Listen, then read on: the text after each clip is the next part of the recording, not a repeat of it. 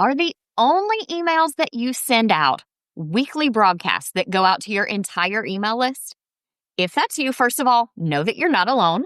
A lot of us start there with our email marketing, but you are leaving money on the table and missing out on some great opportunities to connect with your audience. So today I am going to share 8 different types of automated emails and email sequences that can work for you around the clock, turning more of your subscribers into customers by reaching out to them at just the right time. In a lot of cases, these are emails that if you had to send them out manually on your own, they would just never happen. So you would just miss those opportunities completely.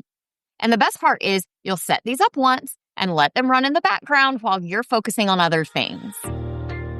Are you a digital product or course creator selling on platforms like Teachers Pay Teachers, Etsy, or your own website? Ready to grow your business, but not into the kind of constant hustle that leads straight to burnout? Then you're in the right place. Welcome to The Savvy Seller. I'm Kristen Doyle, and I'm here to give you no-fluff tools and strategies that move the needle for your business without burning you out in the process. Things like SEO, no-stress marketing, email list building, automations, and so much more. Let's get started, y'all. I know when we talk about email marketing, you probably immediately think of those weekly broadcasts, and those are a great place to start. But email automation isn't just for big businesses or fancy tech setups. It actually is super helpful for smaller businesses like ours who are selling digital products or services, and the tech is not that hard to set up on most email marketing platforms. And then the good thing about this is once you get it set up, they'll just continue working for you over time, and you won't have to mess with them again other than maybe to tweak emails for better performance. I'm going to walk you through all 8 types of emails that I think you should be automating, but we'll start with the ones I call the low-hanging fruit. These are the ones that are really quick and easy to set up, and they'll give you some results right away. Like I said, if you are just sending out those weekly newsletters, the occasional launch series, you're missing out on a lot of opportunities to connect with your audience, to build relationships, and yes, to sell them things.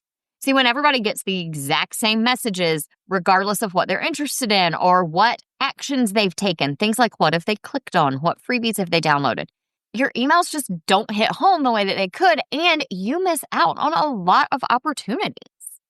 Now, I know sometimes when we think about automations, we're worried a little bit about emails being cold or robotic or maybe not making sense. But think about it this way. If you create the right emails and you're using the right triggers, those are the things that set those emails off to go out to your subscribers. It's actually kind of the opposite of cold and robotic. It lets you send really relevant content targeted to that particular subscriber. So, for example, when someone downloads your resource about classroom management, you can tag them as being interested in classroom management and send them more content about that, while your subscribers who downloaded something that was a reading resource get something totally different. See, broadcast emails, those weekly emails we send out to everyone, those are like shouting into a crowded room. See, everybody's hearing the same thing at the same time, and some people will be interested and a lot of them won't. Those targeted emails are more like having a conversation with someone based on something they actually told you because you're sending them the content they are really interested in. And a lot of these get you higher open and click rates because they're relevant to what that person actually cares about. Now, the secret to making these emails work is using tags and segments in your email platform. So when someone does something like downloading a certain freebie or clicking a link, you tag them and it can kick off a sequence of emails tailored to that action that they just did.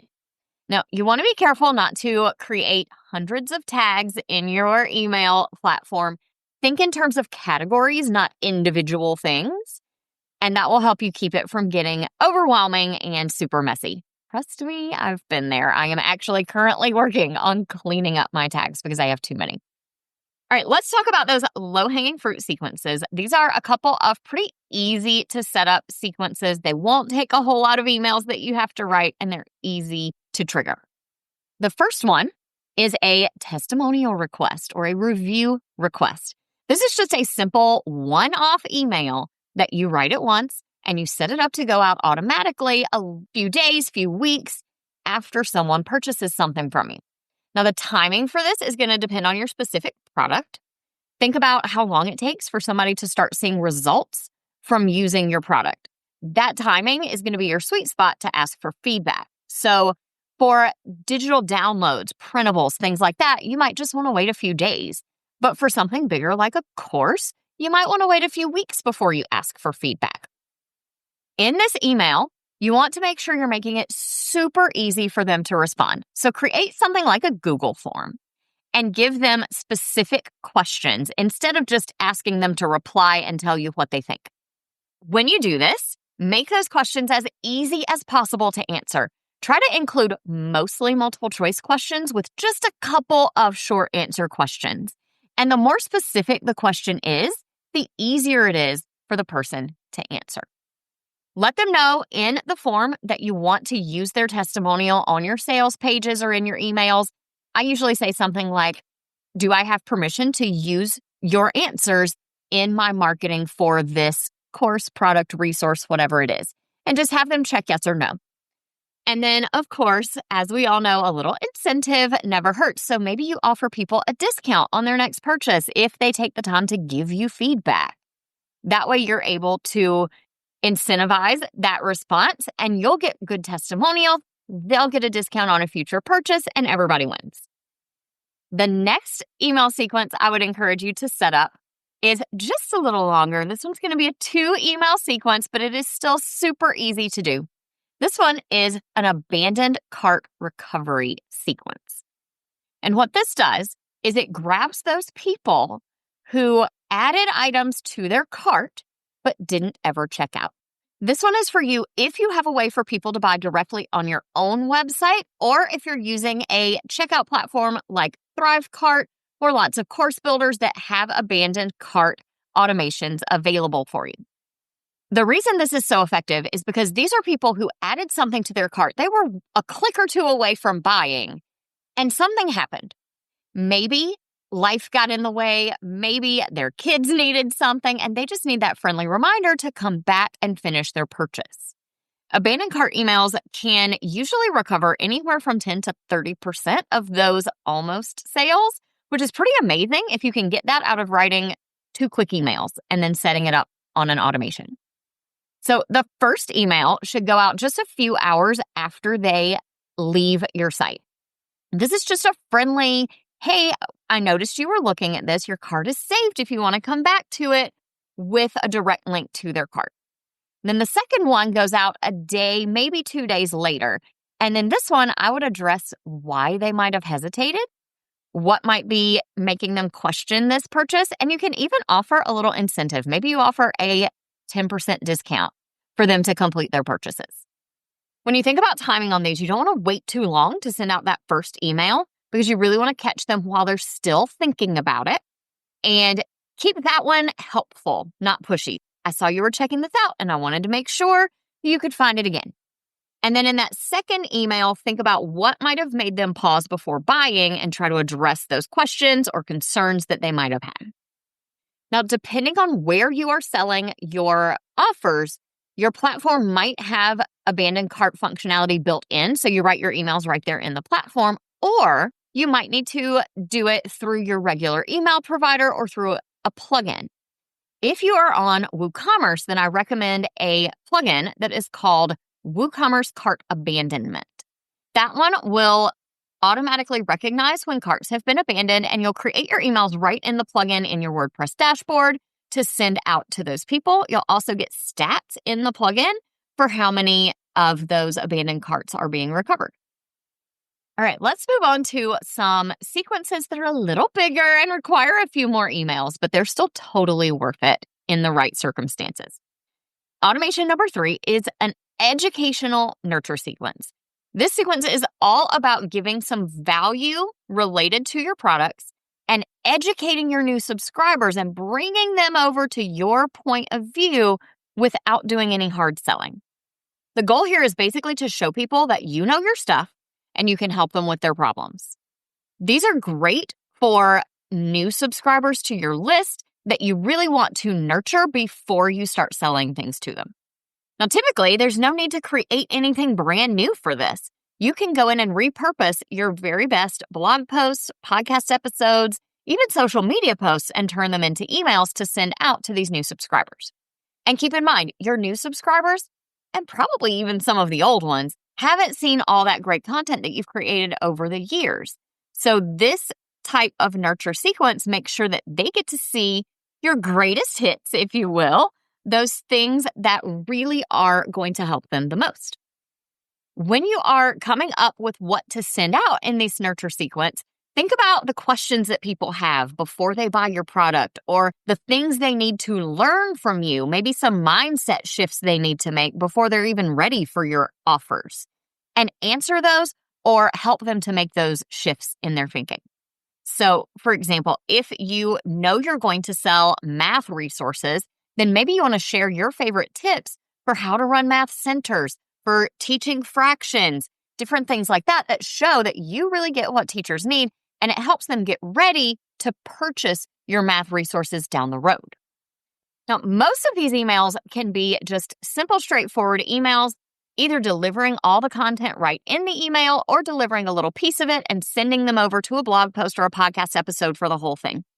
But if you sell something like courses, then consider maybe using at least a couple of these emails to give people a taste of your teaching style. So maybe you share one lesson from a course or a video training in the same format as your course so that people are able to kind of see what it's like to learn from you before you ever even talk to them about the fact that you have a course to sell them. As far as triggering a nurture sequence like this, you might consider doing that right after people go through your welcome sequence, and you can do it based on tagging from what types of opt-ins they signed up for. So if they signed up for an opt-in in a certain category, you can send them educational content to nurture them around that topic, as opposed to sending them generic information that you send to everybody.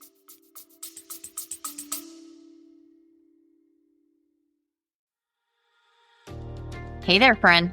Let me guess. You are making some amazing digital products, but you're stuck in that exhausting cycle of constantly hustling for sales.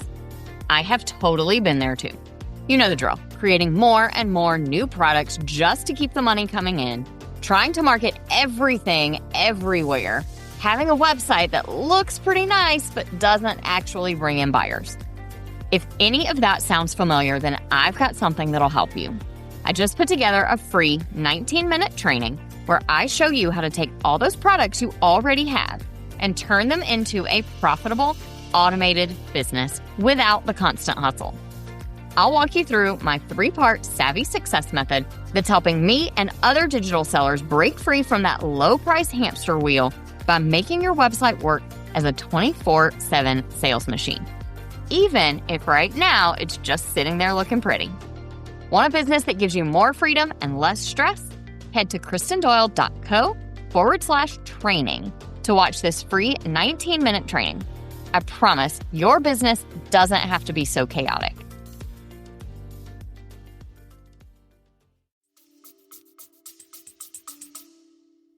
All right, sequence number 4 is a product launch runway sequence. Now, whether you are launching your offer live and there are set open and close dates for when your cart is open, or you're running this on evergreen, you can't start selling people until you have warmed them up. So the goal of the product launch runway sequence is to create some anticipation, warm people up, and get them interested and ready before you start talking about your offer and asking them to purchase something. This usually starts anywhere from 2 to 4 weeks before you're going to open cart.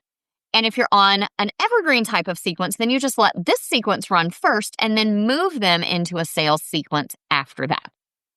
You can start this out by talking about the problem that your product fixes. Think about the general process that we go through when we're buying, that buyer journey funnel, where the first thing that your buyers need is to be aware that they have a problem.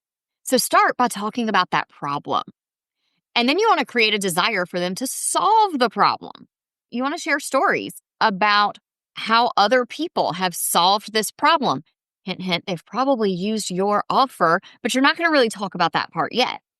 You want to start building some interest and excitement and that desire to have a solution to whatever you're going to be selling them before you ever introduce the fact that you have a product or a course or whatever it is available for people to purchase. And then number 5 is the sales sequence. So after you've done your pre-launch runway, it is time to move into your actual launch series. If you're doing a live launch, this is probably going to be 5 to 7 emails going out over the course of a week. If you're doing something on Evergreen, then you might stretch these emails out over more like 2 weeks or even closer to 3. The goal of these emails is really to show off your offer from lots of different angles so that all different types of buyers can connect with it. See, we all make decisions about the things we're purchasing in different ways. Some of us are very logical. We need all the details. We need all the FAQs answered. Some of us are more emotional buyers, so we need to hear the stories from people who have used this and had great transformations. And you just want to make sure that you are varying your emails so that you're addressing all those different angles that people come from when they're making a purchase decision. What makes a good sales sequence is clearly explaining the problem and how your product is the solution, sharing lots of stories and testimonials from people who've used your product and loved it. In fact, one of my favorite is something that is typically called the unlikely hero. And that is where someone who maybe was worried about signing up for your course or worried that your product wouldn't work for them, they had their hesitations and they bought it anyway and used it and loved it. They're that unlikely hero, someone who maybe wasn't just the perfect case study, but they bought it and they used it and they loved it. That's a great way to get across to people that your product is for everyone. Another thing you want to make sure that you're doing is addressing any common concerns or objections that people have that can stop them from making a purchase. So think about all the things that could get in the way, as well as any questions that people are asking you. So if you've gotten a lot of the same question, that's a good indicator that that is a common concern and you need to address that in one of your emails. And then last but not least, you have to have a reason to buy now. So if this is a live launch, then that cart close date is the reason to buy now because it's going away. But if it's not, if you're running something on Evergreen where it's always available, then think about things like limited spots, special discounts, extra bonuses that go away after a certain time. There are lots of ways that you can create a reason to buy right now as opposed to just waiting forever. In those emails, make it super clear what they should do. Those buy links or buttons should be impossible to miss and really, really clear. All right.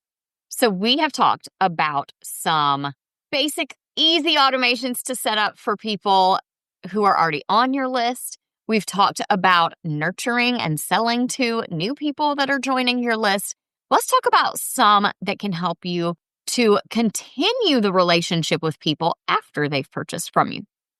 So our next automation is a post-purchase onboarding sequence. Now, depending on your product, this might be one email or it might be a series of 5 or 6 emails. Either way, those first few days after someone makes a purchase are really important. See, they need to figure out how to access the thing they bought, how to use it, and they need to start seeing results. This is great for helping people to get value quickly. That makes them happy customers, and happy customers don't ask for refunds. So a good onboarding sequence really is great for your customer and for your bottom line as the business owner as well. They can also help to cut down on support questions that you get from people who email you the same things over and over. So like I said, you would structure this kind of based on how big or complex your product is. For a really simple one-off kind of a downloadable product, you might just need to send one email with information on how to access the thing they bought, some next steps, maybe a quick tip or two for getting started. If you have something more complex, maybe it's a course or a membership, then think about sending them a series of emails that walks them through getting started, accessing everything, what to do first, how to start implementing step by step.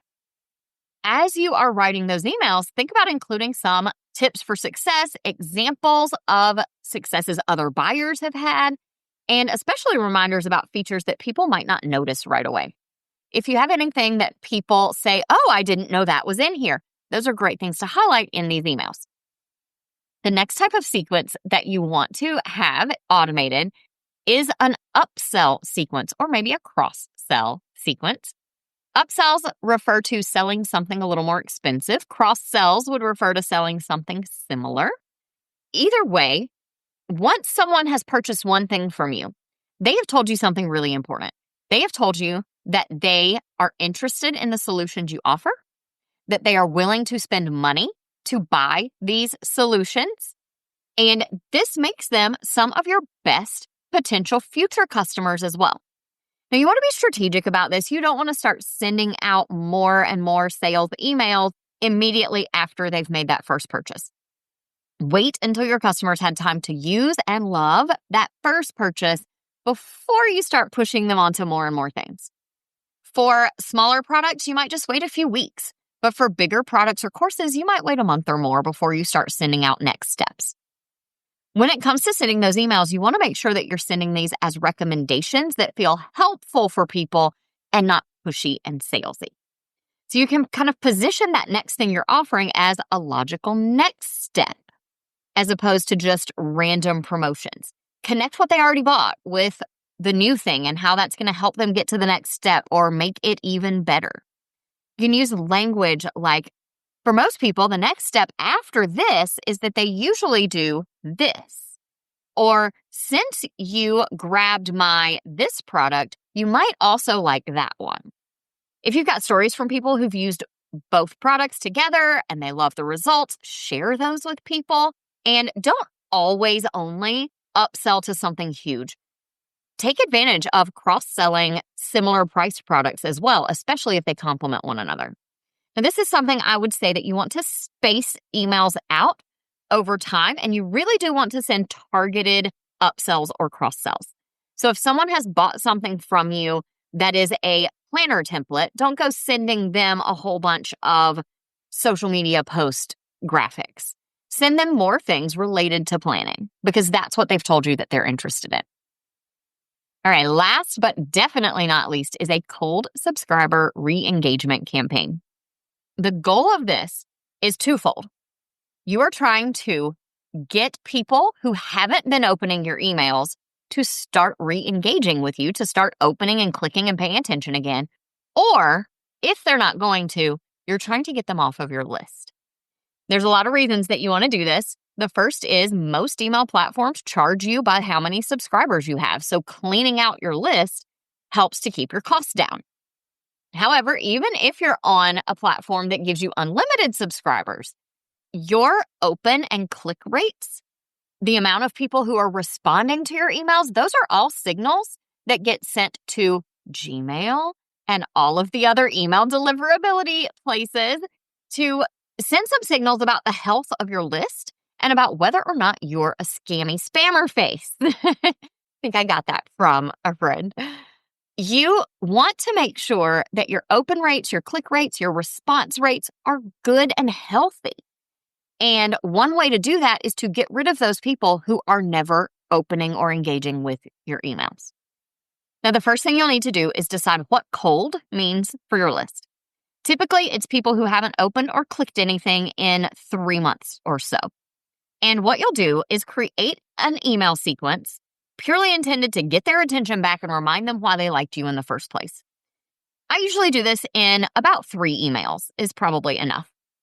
Use subject lines that make people curious enough to open even if they've been ignoring you. Think about things like offering them a freebie or a special discount, something to make them open and click those emails. If people don't open any of the emails in that re-engagement sequence, then it's a good sign that it is time to let them go. So your last email in this sequence would be that one last "we're breaking up now" email, letting them know that they're going to be removed from your list unless they click to stay.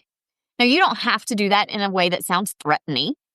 You can just say, I want to make sure I'm not filling up your inbox with emails that you don't want. So if you don't click on this link in the next 7 days, however long you want to give them, I'll just go ahead and remove you from my list. Or if you'd like to unsubscribe now, you can click the unsubscribe link in the footer.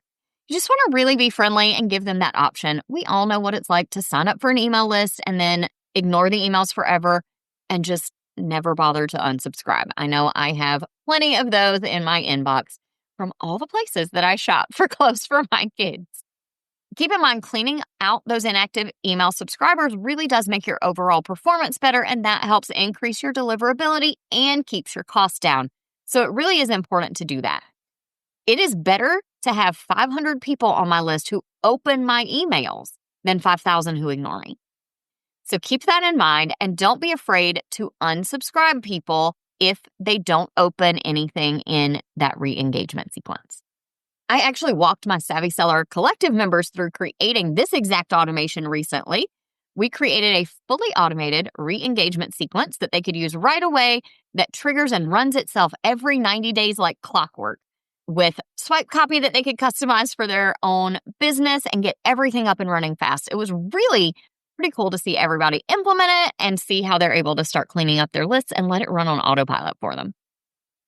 So we have talked about 8 really useful email automations: educational nurture sequences, product launch runways, sales sequences, abandoned cart, post-purchase onboarding, upsells and cross-sells, testimonial requests, and a cold subscriber re-engagement campaign. I recommend you start with the easy wins. The testimonial requests and the abandoned cart recovery require the fewest emails, and they are super quick to set up. They can start working for you right away, and they can just keep going over time. Once those are running, look at your post-purchase onboarding and your educational nurture sequences next. What I love about automated sequences like these is that once you set them up, they work all the time for you. You don't have to think about it. You don't have to go in and trigger things to get started. It's like having a nice little email automation assistant, a little bot working around the clock for you. And it takes one more thing off of your to-do list. Here's what I want you to look at this week. Look at what automated sequences you already have running in your business, and then pick one of the easy ones we talked about today that you don't have and set it up this week. Even if it's just a simple testimonial request email to send out to your past buyers. Get something going that will work for you automatically. By the way, like I said, creating these types of email automations is one of the things that we do together in the Savvy Seller Collective all the time. Inside the membership, I give my members templates, swipe copies, step-by-step guidance to help you implement systems like this in your business. If that sounds like something that you would find helpful, you can check out all the details at kristendoyle.co/collective. I would love to know which automation you're setting up this week, or if you have any questions about how to make it happen on your email platform, send me a DM on Instagram at kristendoyle.co and let me know. I'll talk to you soon. If you loved today's episode and want more where that came from, check out my everything page. It's your one-stop shop for all things savvy selling. From free resources and templates to full courses and coaching, you'll find everything I offer to help your business shine in one handy place. You can also get all the details about my web design and WordPress maintenance services to keep your website as polished and savvy as your products. Just head over to kristendoyle.co/everything, or you can find the link in this episode's show notes. See you in the next episode of The Savvy Seller.